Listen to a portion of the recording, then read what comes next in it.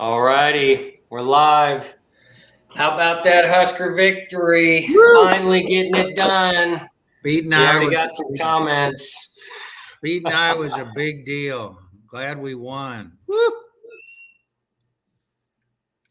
That was big. That was big. All right. Oh, let me turn off these comments. Okay. So here's Joseph. There he is. How you doing, Joseph? Hi, guys. Good to see you after and finally getting a Husker W. How about that? So, what did you do differently this year? Is it a different shirt, a different hat, something different for Thanksgiving? Whatever it was, it worked. Yeah. I don't know. Man. We pulled it out. I was wondering there at the end. Yeah, I thought we were going to find another way to lose a game, but my goodness. Whoo, finally getting it done.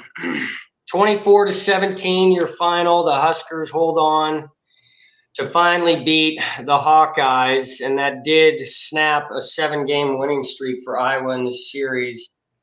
Thank goodness. They didn't keep that going. So let's get into it, you guys. Quick reaction after the Husker victory. Joseph, take it away.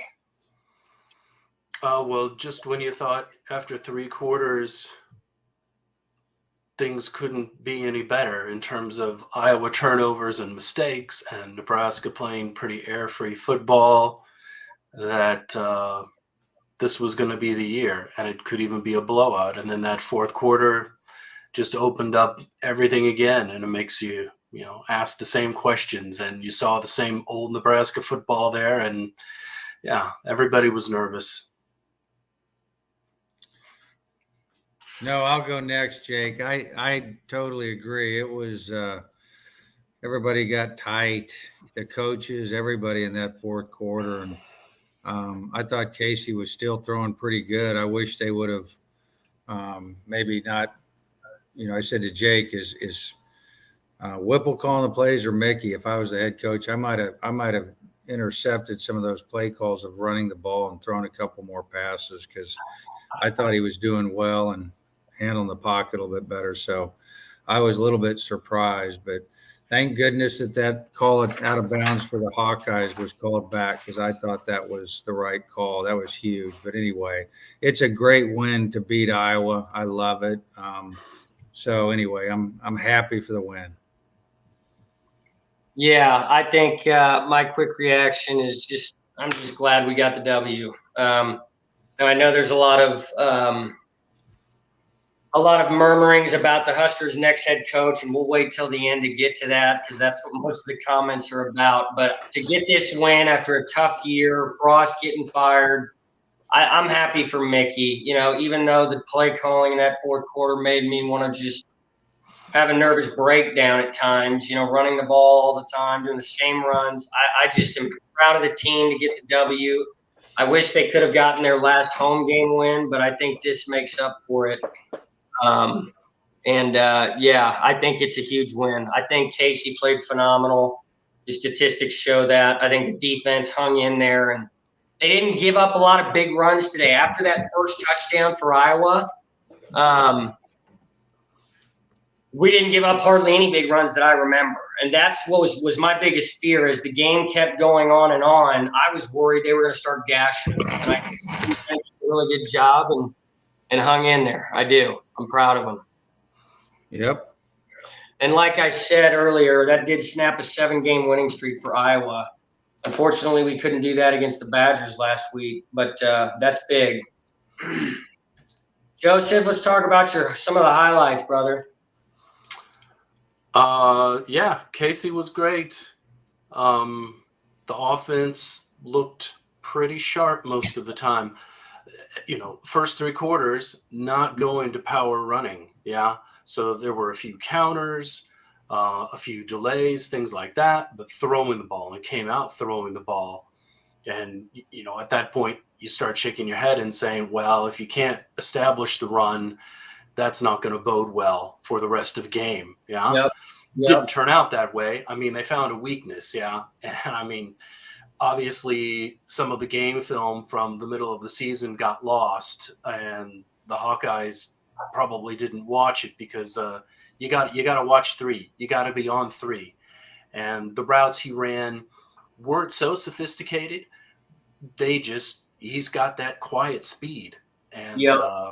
on the first touchdown,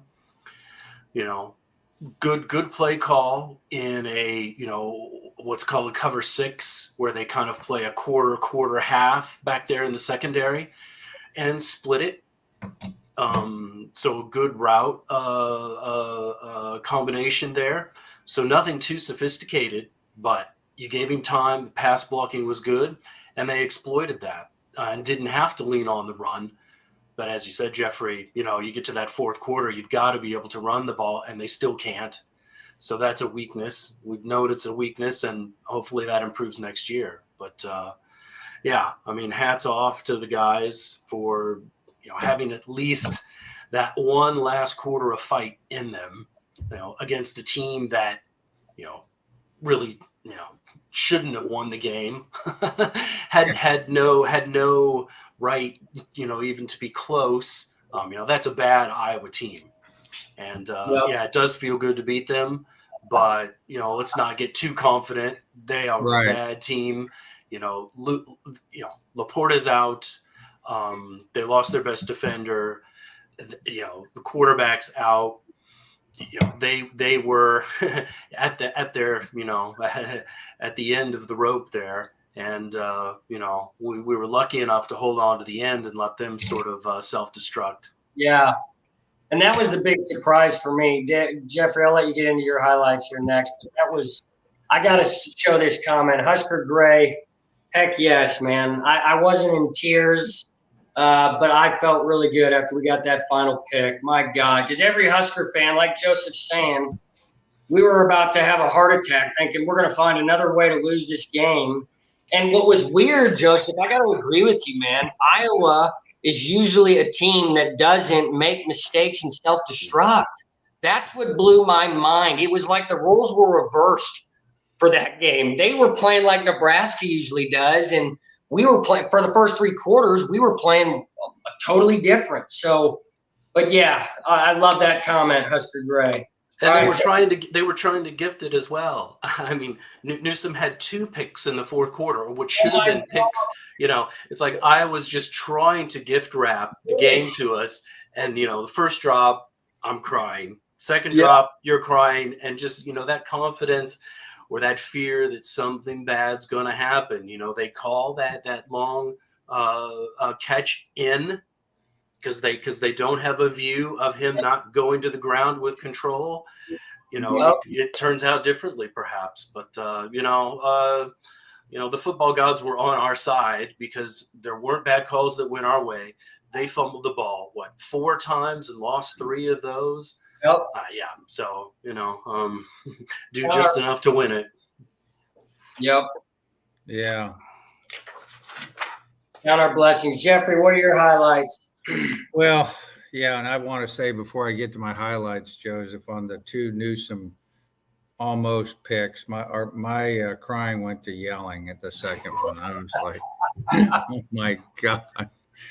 But I have to say Trey Palmer and Casey, the combination, and I honestly thought they should have kept throwing to Trey in the fourth quarter at the end. I would have kept doing that. I don't know why they didn't put the pedal to the gas like the announcer said, because that run game wasn't working. So I thought that effort was really good. I thought the DNs at the end, even though they were running on us throughout the game, I thought the rushing attack on their quarterback was good by Nebraska. There was more energy there. So, and I also want to say that, I was really in the second half, I kept wondering why Applewhite was not replacing Anthony Grant at tailback, because he has lost all of his quickness. He's not running well. He has no explosiveness. And when they put Ramir Johnson in, I was hoping they'd play Gabe Irvin more.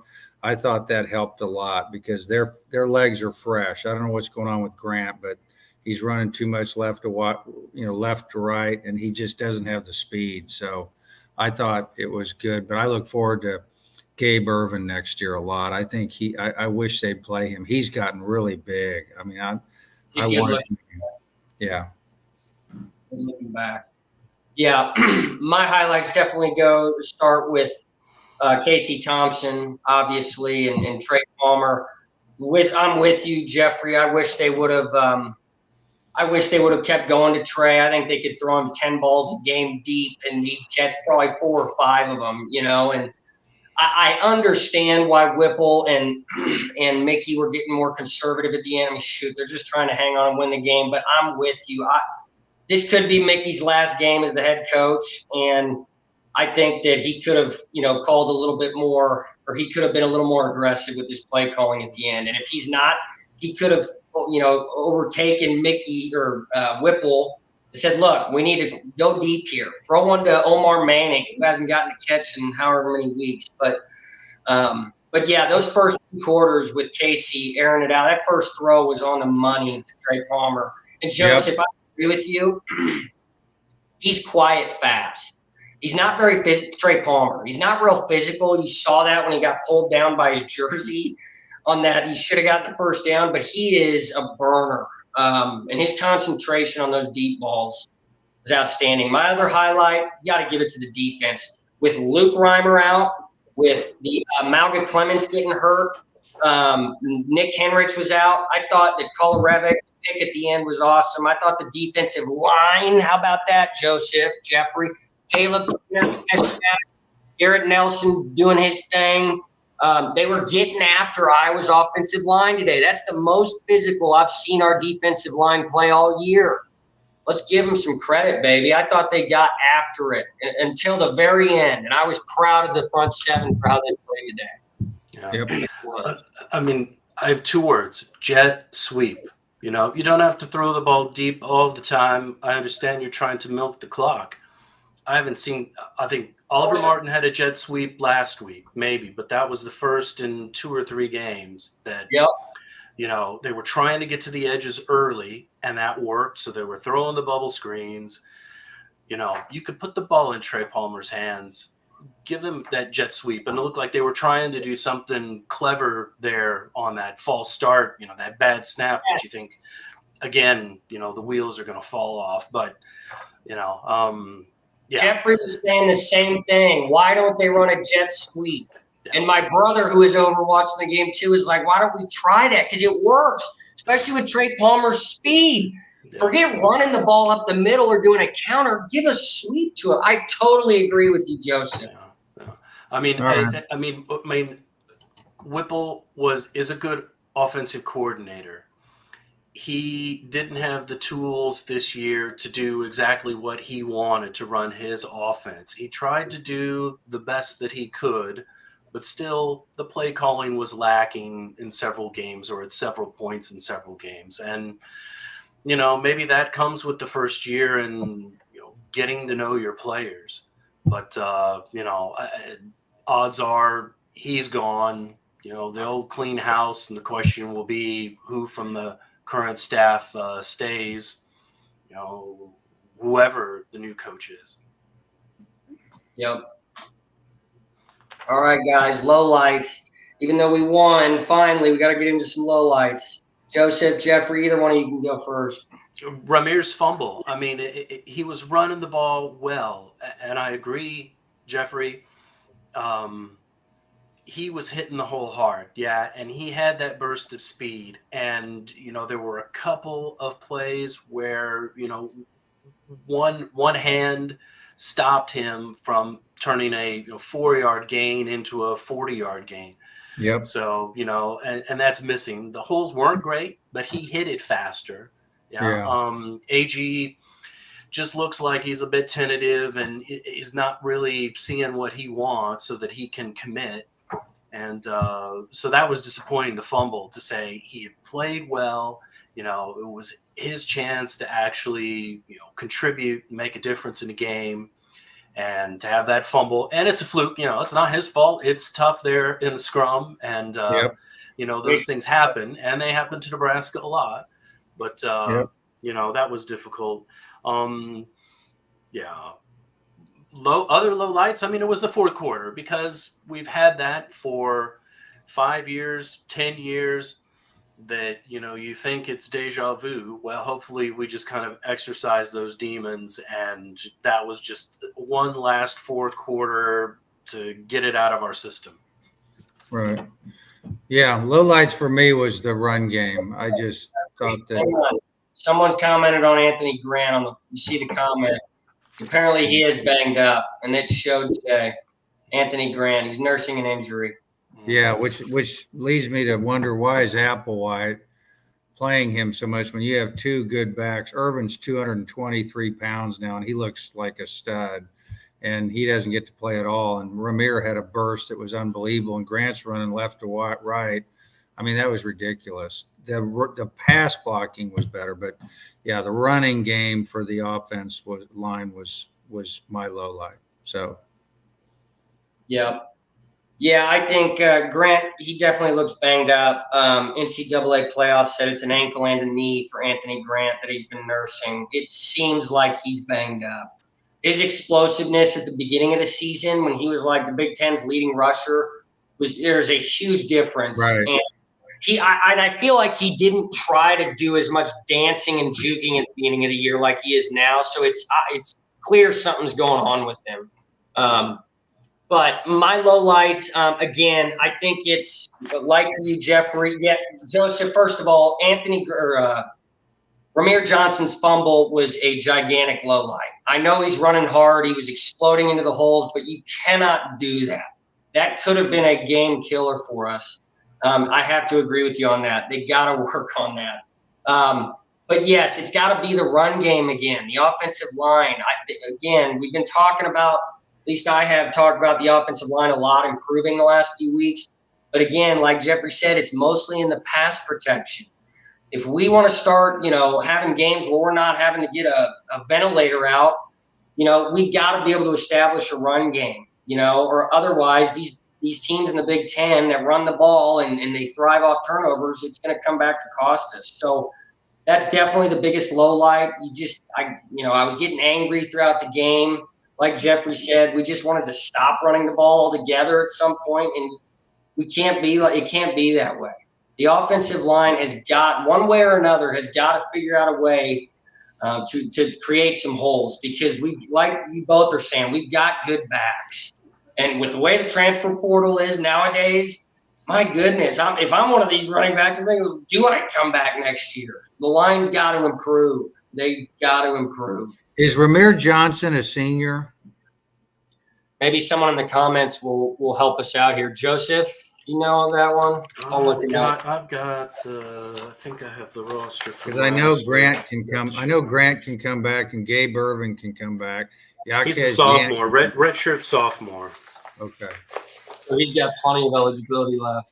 Yeah, but I mean, it's a fair point, Jake, because that's going to be the question for the off season now, is based on the coach, all of these moving pieces in terms of who's staying, who's leaving, who's coming in through the transfer window.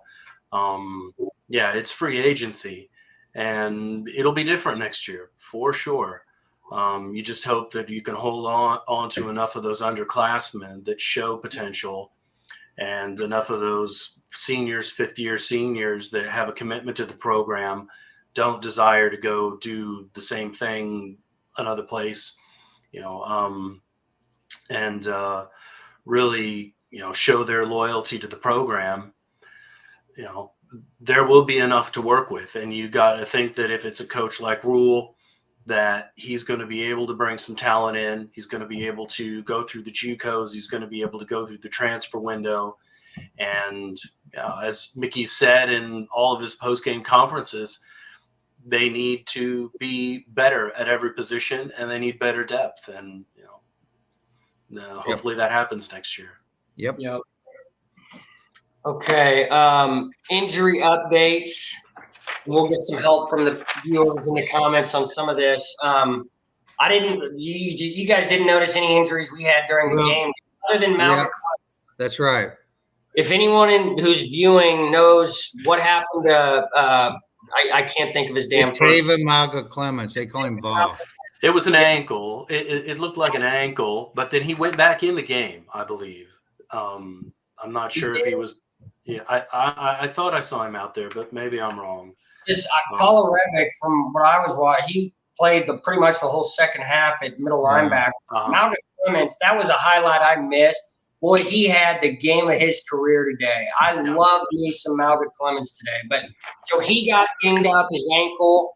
But Washington on that push out of bounds. I don't know what happened to him, but it didn't seem too serious. But they've got the entire off season to recover. But I mean, if we could go through the Iowa injuries, and this might turn into a 4-hour podcast. But we'll hit on that because Nebraska, for a team that like us has been plagued by injuries, Iowa was.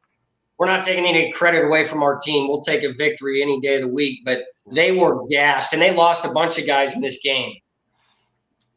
You kind of wanted to keep Petrus in there because he too. Just can't throw the ball.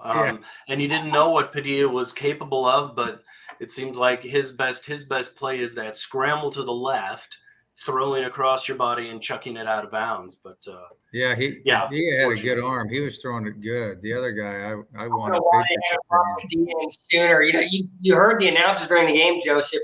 There were complaints from Iowa fans all year about changing the quarterbacks. I don't know why they stuck with Petrus all year. I don't, because Padilla is the reason they had a chance to win. Yeah. If you look at the numbers, it wasn't that bad. He had like 130-something yards, a touchdown, no picks. Petrus was 0 for 5. I mean, he was anemic, so I don't understand that. But Iowa, like Joseph mentioned, they had a ton of injuries, a ton. I'm almost kind of glad that they didn't. They're not going to go play Ohio State, who I think is going to beat Michigan's butt tomorrow. I think Ohio State or Michigan, I think they would just obliterate Iowa with how many injuries they have. Okay, guys, let's go into player of the game. Joseph, who was your player of the game, baby? Oh, geez. Do you give it to the defense overall? You give it to Casey Thompson again? I mean, I'll give it to Casey. Yeah.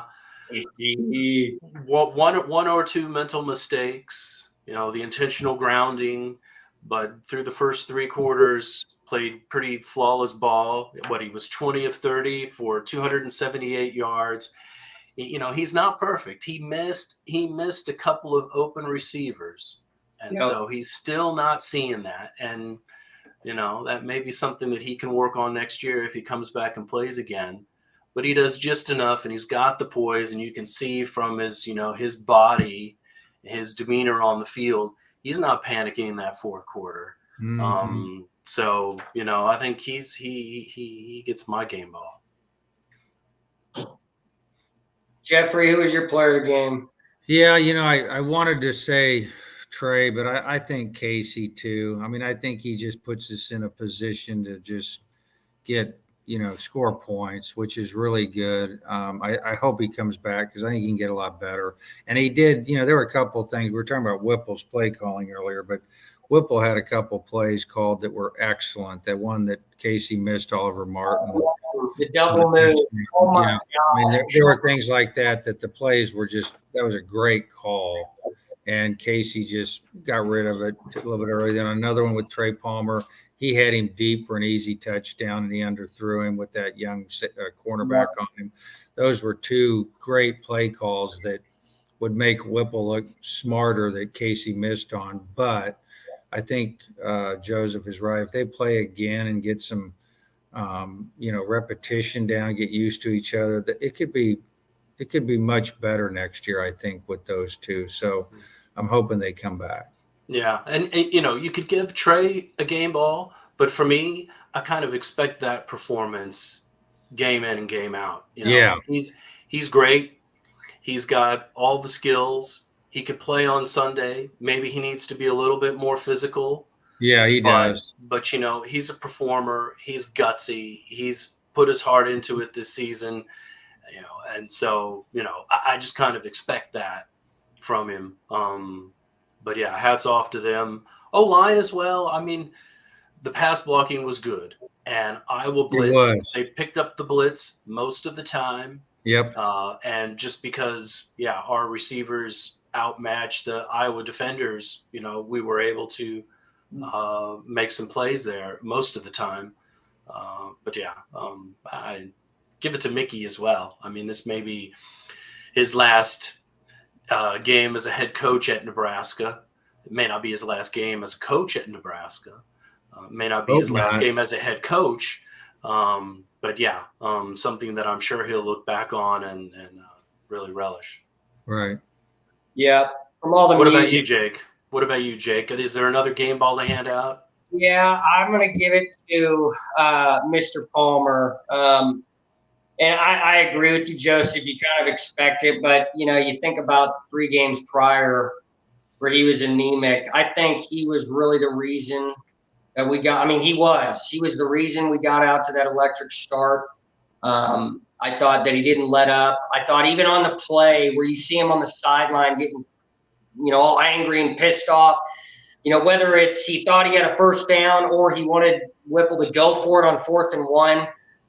I kind of like to see that, just that energy on the sideline, and even after the first touchdown, if anyone was really watching, everybody wanted to go give him high fives and he was doing this. No, Like we act like we've been here before. So I thought for having that 3-4 game lag where he didn't do a damn thing, he's the reason that we should have beat Wisconsin last week, and he was the reason I think that we beat Iowa today. If we don't have Trey Palmer, we got Marcus Washington, we got a few guys, Vokalek, but nobody that can go score that quickly. So I got to give it to him. 9 catches, 165, 2 touchdowns. I agree, though, he needs to get a lot more physical. He does. If he wants to be good on Sundays, everybody knows it's a different animal. He's got to get more physical, but he has had a hell of a year. He also broke Nebraska single-season record for receiving yards in a season. Oh, did he? He broke Stanley Morgan's record. Wow. More than 1,000 yards, yeah. Yep. Good for him. Yeah, he could use another year, especially if Mickey's there. He could get better. And again, it's the elephant in the room. It's the offensive line. If we can at least run the ball reasonably well next year, it will set up the play action, right? Which makes Trey Palmer that much more dangerous. Yeah, right. When it's when the tendency is to throw, and the defense is geared towards throw first. Those DBs know what's going on. If you could establish the run a bit, you'll pull those DBs in, and there'll be more potential there. Yeah, or you'll beat them over the top because that's football 101, guys. And I don't think at any point in this year, in any game we won or lost, were we really dominating in the running game. Did we establish an effective run? Okay, the first game of the year, or whoever, no, because we lost to Northwestern. Maybe South Dakota we did better, but every other game, it's killed us. And Joseph, you're right. Imagine next year if we retain everybody, all the talent we got, we don't lose any recruits. Let's just say somehow we stay intact. If we can start blocking for the running backs, oh my God, we really go from 4-8 this year. Yeah, you saw I posted a comment earlier. I don't think we were an 8-4 team, but damn it, we go 6-6. I bet if we can run the football, we're a bowl game team. That's the difference.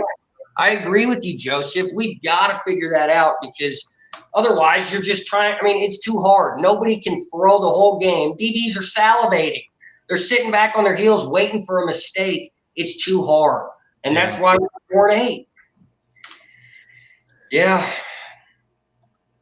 Any other players of the game for any of you guys before we get into the coaching?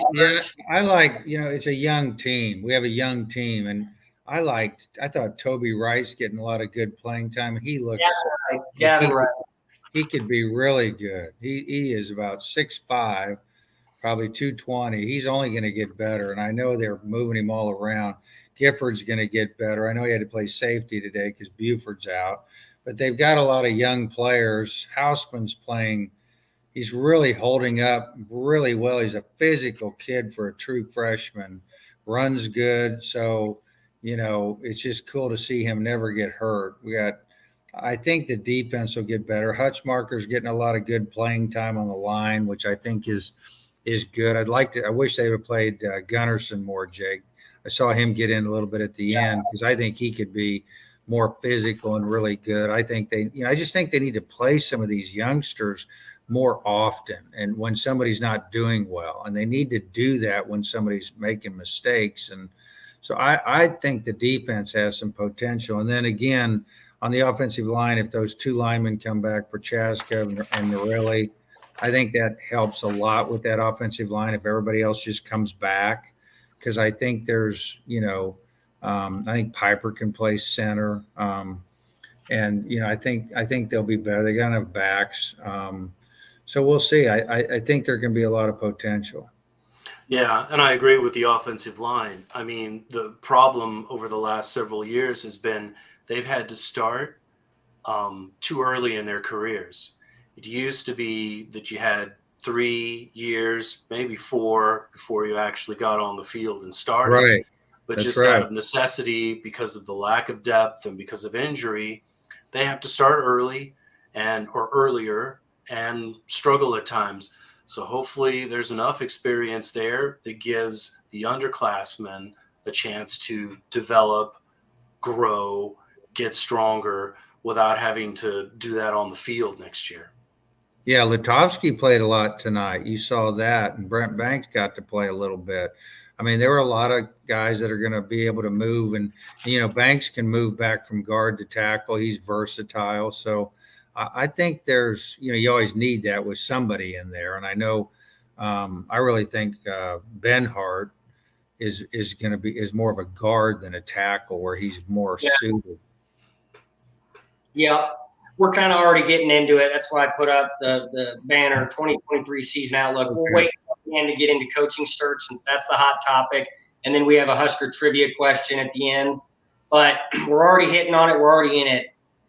I want to hear both your guys' thoughts, and maybe we'll get some comments. If we do, I'll show them. Do we think that Mickey, if it sounds like Matt Rhule is going to be the guy, but whoever we get, I want to hear both your comments. What are the chances we retain Mickey on the staff? The new head coach comes in. He sees Mickey for the value he's got with recruiting and player development. I want to hear both your takes on that. Go ahead, Joseph. Oh, you take it, Jeffrey.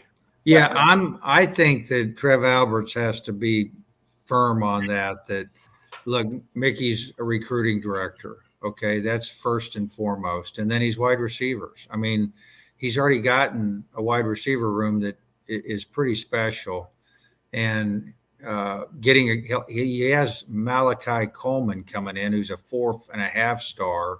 So I wouldn't touch that. I basically say you have to keep Joseph. And we're paying him over $1 million a year, and that's it. And you can have everybody else you want, but if you don't want to do it, forget it. I mean, I think they just have to lay that down. He's a Nebraska quarterback. He's a legacy. He busted his ass. For 1 year, you got to do that. Now, after a year, Rhule can do whatever he wants. But I think Rhule has to look at this and think, Louisiana is a very fertile recruiting state. They don't have a ton of players, but they have great players. And he is locked in down there. And I just think, oh my gosh. So I think that's very positive. I'll be disappointed as heck if it isn't Rhule and him. That would really bother me a little bit. But I think 2023 with all these youngsters could be very good. I know Rhule supposedly is good with young players. I will get into that a little bit. Look, I love the NFL touch points that he has. I like when he turned Baylor around because they were not very good. He did good at Temple. So I think he can deal with something that's, there's some adversity and some struggling going on. So I think he's fairly young. So I'm excited. Was he my first choice? No. But look, I think as we see more of the details of what he's getting paid and all that, as long as he keeps Mickey, they keep Mickey Joseph in that role that that he was before with a good pay increase, I'm good. Space Boy. Hey, Space Boy. We sympathize with you, but just understand this is how we've felt for the last, X number of years. For the comment though, Space Boy. That's why I'm showing it. We appreciate that. But yeah, thank you. Yeah, Thank it's you. a Thank you. little bit of a bandage on what was otherwise a pretty wounded season. But yeah, thanks for that, and yeah, Yeah, we'll see you again next year, the Friday after Thanksgiving. In Lincoln. And I Yeah, got to say one more thing, Space Boy. The fact that you guys won 7 games with the offense that you had, Nebraska's experienced some anemic offenses in the past, right? 2009 with Zach Lee at quarterback, and Sue was basically our best off. We've experienced that. So I got to give a lot of credit to Kirk Ferentz and that team. It just goes to show how disciplined they are, how good of a culture they have. Even with a junior, a JV quarterback, they can still be going for the Big Ten title. So thank you, Space Boy, and it was a heck of a game at the end of the day. Yeah, in terms of keeping Mickey, I agree. I mean, if it is Matt Rule, he has enough experience at the collegiate level and the NFL that I don't think he runs the risk of being undercut by someone who the team loves, the fans love. It's amazing how much you hear in the on the chat groups and on the radio call-in shows. Everybody wants Mickey to be the head coach. I think he could be a good head coach. He's probably not the best fit at this point if we can get someone like Matt Rule. But there is a place for him. He'll do a great job recruiting. I agree. Receivers coach, I don't know enough about Matt Rule's existing staff and what they're doing, or if they're going to take a year off and they've got greener pastures, or they've already got something in hand. You've got to think that there's a place for Mickey to have him on the field, on the practice field, day in and day out with the players, and not just as a recruiting coordinator, but to lead that recruiting as well. And I would hope. I would hope it comes down to Matt Rule being the one that makes the call and Trev's not imposing that on him. And if it's not, certainly there will be some blowback, but Mickey will land on his feet. He's got the ability. He's a great coach. He's going to be a head coach somewhere someday, and it could be next year if things don't work out here. But I think all of us as Husker fans want him back because he's part of that culture that we want. Right. That's what we want to keep, and that's what we want to build. Right. Yep. So I'm sorry, guys. I muted myself. I was looking up some statistics. Since Matt Rule is what the name we keep hearing, he was at Temple before he was at Baylor. So I'm focused less on his time in the NFL. To me, that doesn't correlate, or that doesn't. They don't go together. College and the pros. I think they are two completely different animals. So I'm looking at his time at Temple and Baylor. And of course, everybody, we're talking about Matt Rule. Let me pull up the correct banner here. That's what we're hearing. I've looked up online. Jeffrey's got a source close to the program that's saying it's going to be Matt Rule. They're drawing up the contract. I agree with Jeffrey. He wasn't my first choice. I think a little bit of that reasoning for that is because he got let go by Carolina. You can't help but look at the bad and what happened. But boy, when you talk about him at Baylor and Temple, he revitalized the Temple football program, guys. And here in a second, I'll look up his record there. But when he was at Baylor, his first season at Baylor, they went 2-10. The next year, they won 8 games in a bowl game. His third year, they were 11-3. He had them playing for the Big 12 championship game in 2019. So you want to talk about a guy that moved quickly and revitalized that program? It was Dave Aranda was probably my top choice. I don't know if anyone would agree with me on that. He is the current Baylor coach, but I still am okay. If Matt Rule's the guy, I'm okay with that. I've seen him in interviews. I think he talks well. I think he's a player's coach. I think he's meant for college. If you hear his interview after he got let go by the Panthers, he had a tough time connecting with the players, and that's a common theme when college coaches try to go to the league.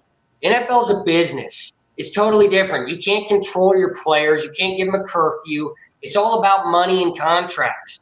in college, I think that's where Matt Rule belongs. And I think it's good that he's a big name. I think it gives us a lot of good viewership. I think it gives a lot of attention to our program. And maybe somebody viewing knows if he was a good recruiter at Baylor. I would imagine. Yeah, I know. He was, Jake. He did real good recruiting at Baylor. He did.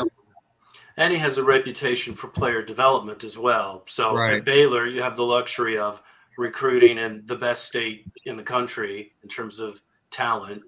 And yeah, he has a reputation of getting the most out of the teams at Temple. So you've got to hope through him and his staff. You know, I'd be curious to see who he keeps from Carolina, or he's got, you know, relatively good connections at the collegiate level that I think, you know, he'd be able to go put together a good staff. That he may not be the top pick. I would put him in my top 5. Just in terms of he's got the experience, you know, and as the last 10 days you saw, Kleiman seems like he's staying at K-State. Leipold gets a salary increase. Stoops gets a salary increase. Who's your man at Washington? So, you know, one by one, you saw that these guys were getting the salary increases to stay where they're at, where they're relatively happy, not take on the risk of rebuilding a program.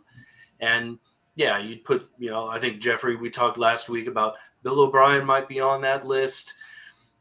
Matt Rule, maybe Campbell, you know, who's left at this point that I think it's, you know, it's not a Mike Riley kind of, you know, dark horse pick that people's kind of scratch their heads about.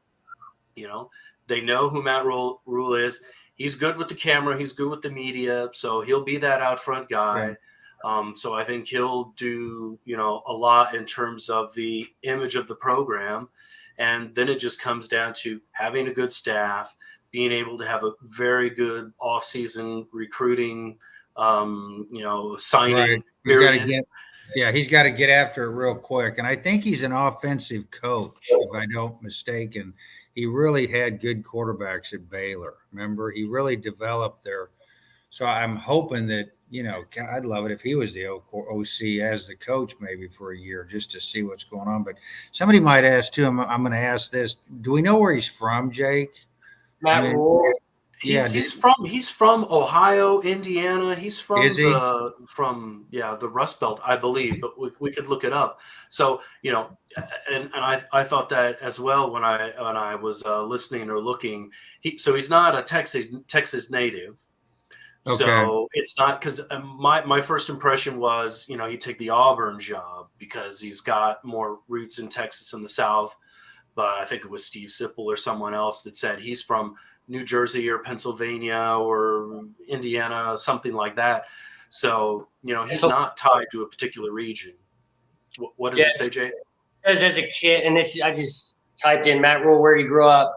Said he moved from New York City to State College, Pennsylvania as a teenager. That's just a real quick blurb. So it sounds like he's from the East Coast, Pennsylvania, New York. Yeah. So, you know, he can fit. He's got that reputation. I would say, you know, his experience in the NFL isn't, you know, a mark against him. Bill O'Brien, maybe this year at Alabama, things haven't gone that well, you know, and, you know, the other thing with Bill O'Brien is how long would he be around? Yeah. Right. He certainly wants to get back to the NFL and be a head coach there. So would he just look at this as a stopping point on that journey? That's a good point. I think Matt Rule's 47. Yeah. Is he 47? That's a good point, Joseph. If it works out, you know, he could be here 10 years. He could be here 20 years. Yeah. But to have that sort of stability, you know, that's something Nebraska fans can only dream of at this point. Yep. Yeah. I want to know where he went to college and all that. I'll Google it real quick before we get into our trivia question, because I have a really cool trivia today. Yeah, I wish a caller in would tell us where he went to school. Or he went to Penn State. He went to Penn State. He is a Nittany Lion. Oh, okay.